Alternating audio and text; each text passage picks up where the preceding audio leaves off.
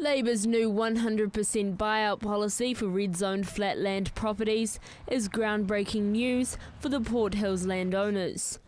3 years today from when the government first introduced red zoning, Labour's Canterbury Recovery spokesperson Ruth Dyson was delighted to announce, if elected, less than $25 million will be designated to saving just under 100 flatland properties. So to give all these families certainty and fairness will cost less for taxpayers' money than it will for what Jerry Brownlee is spending on a playground in the CBD. Lee Osborne is a South Shore resident who lost her land to the earthquakes.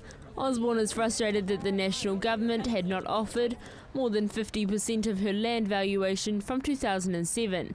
A part of the Quake Outcast group, Lee Osborne says she is thrilled to finally see some action. When John Key said, hey, no one will lose equity, after these quakes, we thought, oh, well, at least we'll be okay, financially, as well as having all the heartache and everything else that's happened.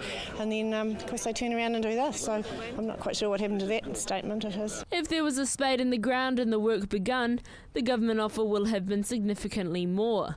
Neville Banford and Karen Malule own a red-zoned property in Morgans Valley. If it was possible to insure the flat land, the Christchurch residents say they would have. Labour MP Clayton Cosgrove says insurance wasn't an option for property owners, and nationally it's still not an option now. You can't buy what doesn't exist. You can't buy a product that doesn't exist. They could not purchase insurance for their land because it does not exist.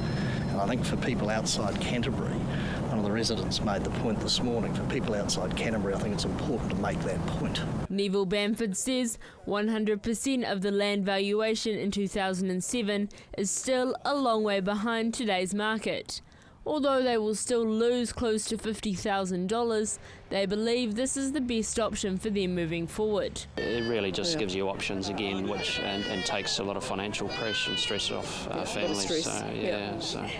So no, it's as I say, it's a common sense decision and something that should really have never come to this situation. But we're very appreciative of Labour's support for our fight. For those who took the government's 50% offer, if Labour goes ahead, the already paid out residents will not miss out. If people have accepted a 50% offer, we will top them up to the 100%. The time pressures and the emotional pressures have been huge for people. We would certainly not have people at a disadvantage because they've already settled. Ruth Dyson says the decision for the Quake Outcasts is unlikely to be determined before the September election. Joelle Batista, CTV News.